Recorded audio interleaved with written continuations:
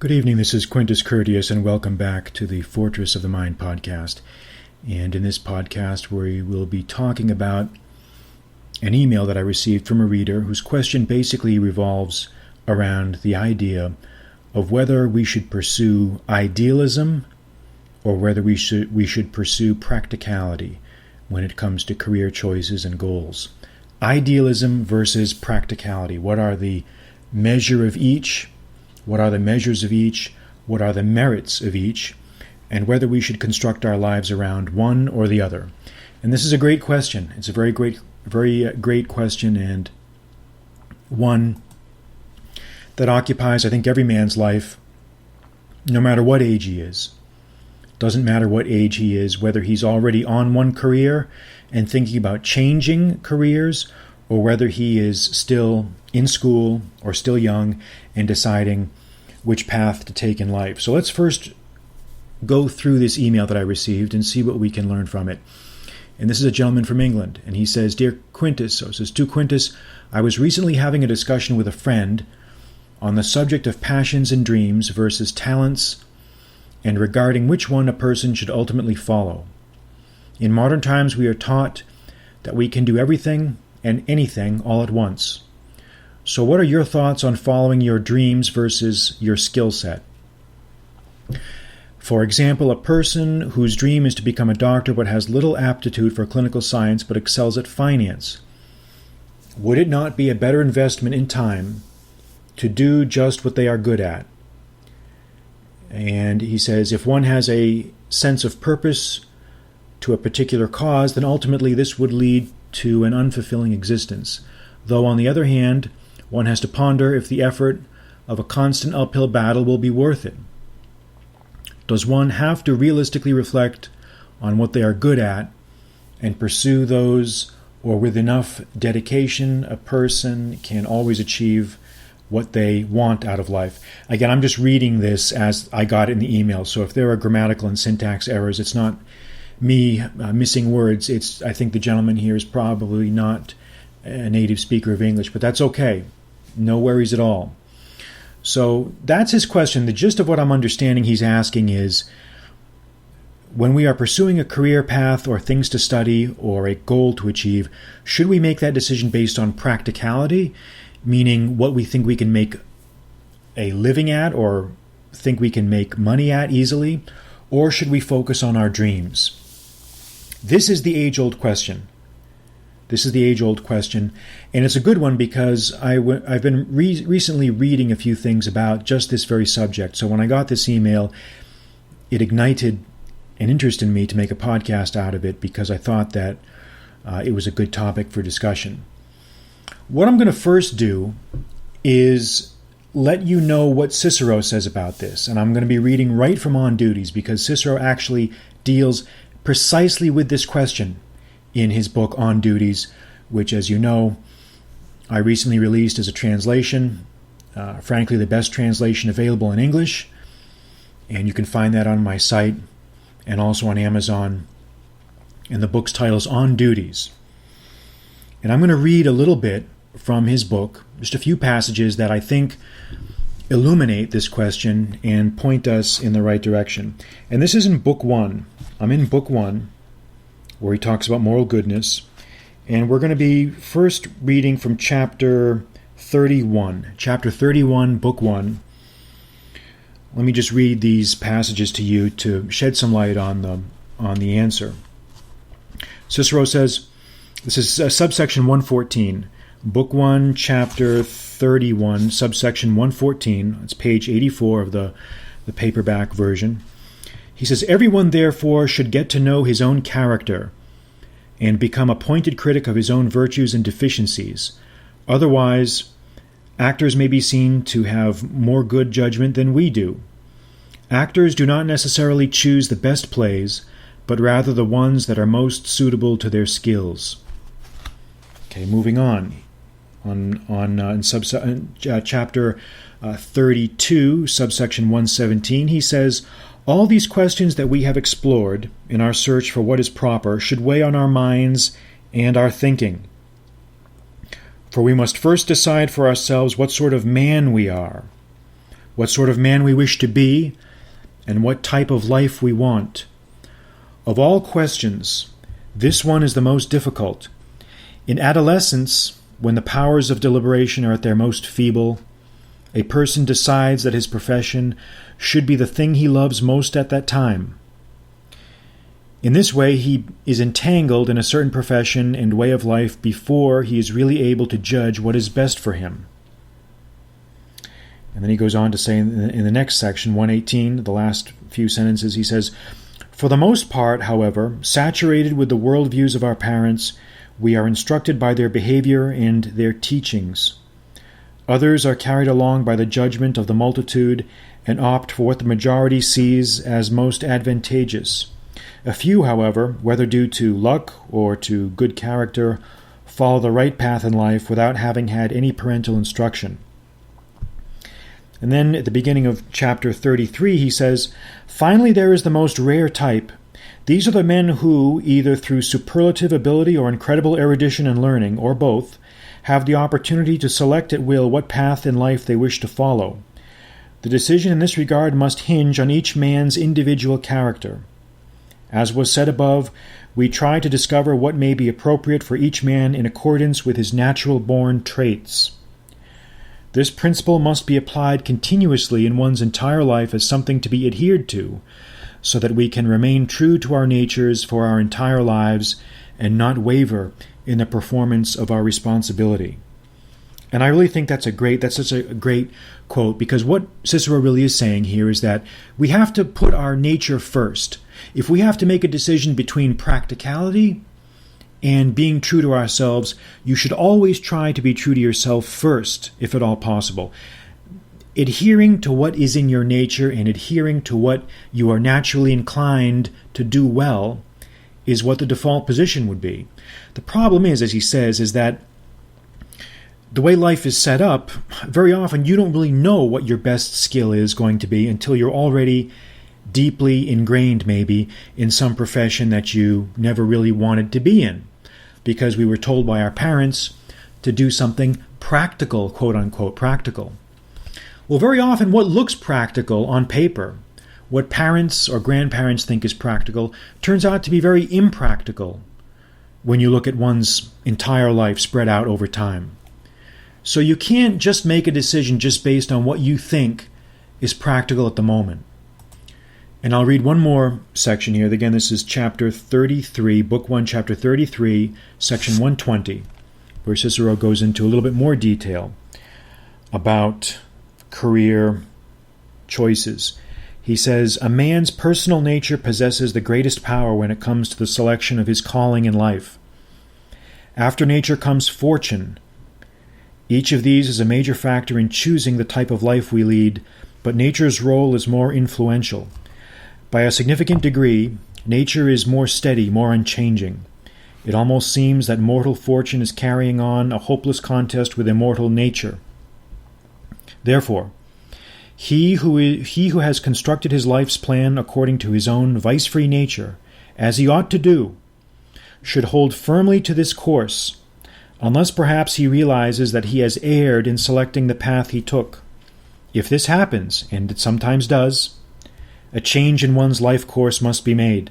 If external circumstances help this change, we will do it with more ease and convenience. If external circumstances do not help along such a change, then we must do it in a step-by-step, gradual manner, in the same way that, as wise men tell us, a friendship which no longer pleases us or serves any purpose should be dissolved slowly rather than terminated suddenly. Changing one's course in life must be undertaken with careful deliberation, so that we may be seen to have done it with due diligence."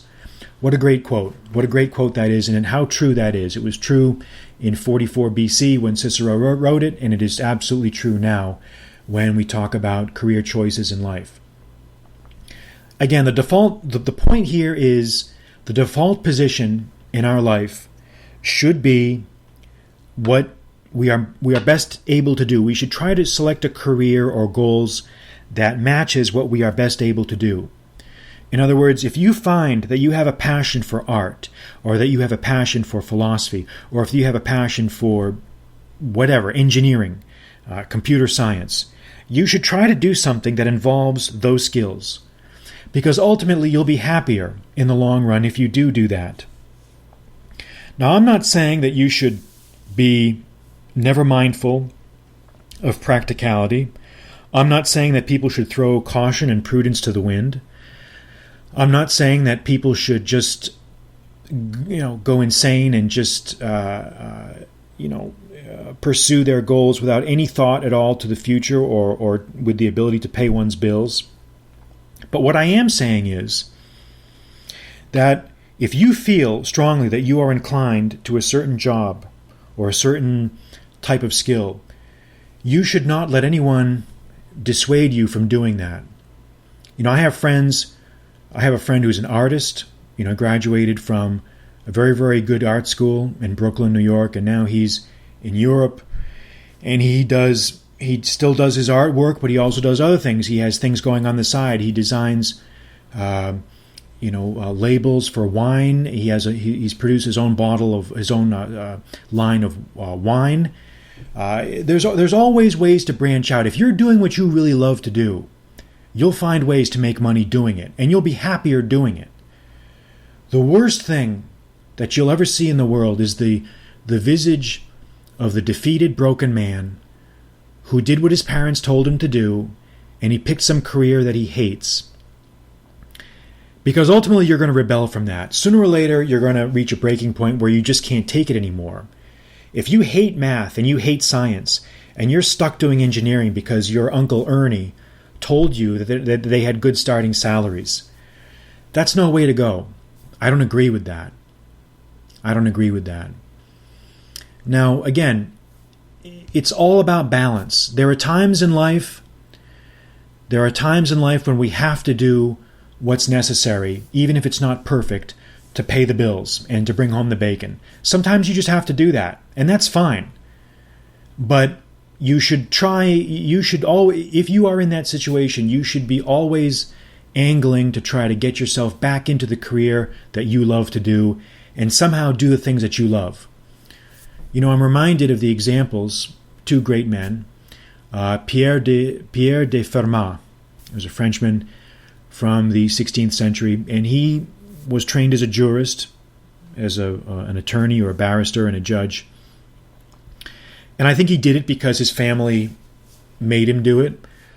But his calling was always mathematics. He loved math, and he would come home from work, and in the margins of his books he would explore mathematical subtleties, and he made some significant discoveries in mathematics. You may have heard of Fermat's last theorem. That's named after him. He made some other discoveries that I'm not precisely sure the nature of, but I remember from reading that he has made certain discoveries. Another one, I'm trying to think. I was just thinking of the example. It's escaping. Another example is the example of the artist Wassily Kandinsky, who I wrote an article about just yesterday, and you can find that on my website at qcourteous.com. And he was also educated as an attorney, as a lawyer, or actually he started law school in Russia back in the 1890s, and he eventually dropped out and went to art school. He became an artist and became one of the greatest artists in the 20th century. So sooner or later, your interests will out. And I think you should try to construct your life around your interests rather than around what you think someone tells you what to do. It's a balance.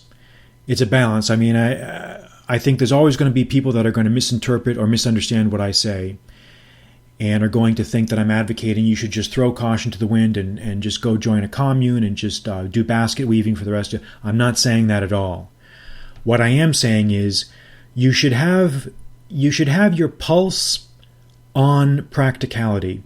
You should have your finger on the pulse of practicality, but your vision and your gaze should be extended to idealism. Maybe that's the best way to analogize it. You should always keep your finger on the pulse of practicality. We all have to pay our bills. We all have to get along in the world. But your vision and your gaze, when you lift your head up and you look outward towards the horizon, that vision should be directed towards an idealistic goal. that you truly believe in and that you truly know that you are good at. And Cicero would concur with that for the reasons that I've already given with those quotes that I've read.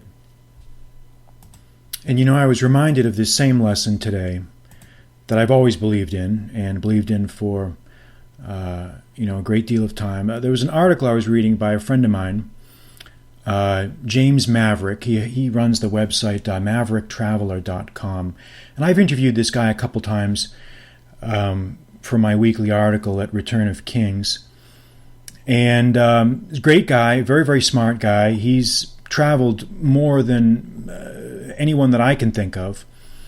And his most recent article here is called something like, I think, let me read it here. It says, the title of his article, How to Become Fabulously Wealthy with Nothing But the Clothes on Your Back. Now, it's a very, very good article. It's not really so much about, even though the title of the article sounds a little bit like it's about making money, it's really more about choosing a career path or life path. And the gist of his point is that, which really resonated with me because I was just talking about this same issue with somebody else a couple days ago, and I guess he just came out with this article today. He's talking about people that he says here in the article, people are full of self-hate. At least that's the only way I can explain why they work at jobs they absolutely hate, jobs where they wouldn't hesitate to kill their boss for exploiting them if they knew no one would find out. Why do they do it? Because they feel they have no other choice. They feel that just because they receive pieces of paper with dead presidents on them, it's something they must do. He goes on to say, I continue to be baffled by such behavior because to me it doesn't make any sense. There's no justification for it whatsoever. That's like dating a mediocre girl while all along knowing that you deserve much better. Wealth is everywhere, but you must be willing to mine it. Okay? And basically he goes on to say that you're not going to be successful at doing anything if you hate doing it. You have to be true to yourself. You have to pick what you want to do based on what your interests are. So again, what James Maverick here is saying is the exact same thing that Cicero was saying, just in a different way. And it's a timeless lesson, because the objection to this attitude that the, quote, practical people are going to say is, well, if I just focus on what I like, how am I going to be able to pay the bills, and I could get behind in life, and there's opportunity costs that you lose. But you know what? Maybe the people that say that are looking at the problem in the wrong way. Maybe it's just because life is so short that we should actually do the things that we love. Maybe it's because we have such a limited amount of time on this earth that we should not waste time doing things we hate. So you can turn that argument on its head when people try to say, well, life is too short to go and do what you want because you got to be responsible and you got to do this and you got to do that. And again, I'm willing to concede. I've said it before. I said it a few minutes ago, and I'll say it again. There are times in your life where you will have to go for the money. You have to go for the short-term dollars. Maybe you have a debt issue that you're trying to work through. Maybe you have kids in school that you need money desperately, and you can't. It makes more financial sense to just stay the course temporarily for a couple of years. Nothing wrong with that. There's nothing wrong with that. Everyone has to make his or her own decision. But again, pulse on practicality, vision on idealism. Pulse on practicality, vision on idealism. Remember that balance. That's the right balance. You should be mindful of practical dollar issues, but you should always be looking for a way, somehow, to turn your passion into a career. And it's just so true, because I remember when I first started writing, and even after I started writing, there were always people who would say, well, they would try to tell you how to write. They say, well, you've got to write this way. You've got to dumb it down. You've got to tell people the listicles. You got to do listicle articles. And anyone who's read my blog knows that I don't do listicle articles. I don't write bullshit. I don't write clickbait. I want you to be better than that. I want to invoke greater ideas, greater principles. And the way to do that is with greater language. If you speak like shit and you think like shit, everything that comes out of your mind is going to be shit. So I don't do that. I wanted to write a certain way. I wanted to write about the things that I wanted to write about. And it's been very successful. It's been very successful because I didn't listen to the people that said, "Oh, you got to write about, game, and you got to do this, and you got to do that, and you got to, tell people the bullshit they want to hear." And I don't do that. I don't do that. And when you do what you were put on this earth to do, you will do it better than anyone else. The type of books that I write, I do them better than anyone else. I do them better than anyone else. There's no one out there who can do what I can do and produce the type of book that I can produce. And that's just a fact. I'm not bragging. It's just the reality. And that situation exists because I wrote about the things that I'm passionate about. I'm passionate about history, philosophy, classics, ideas, and that's what I write about.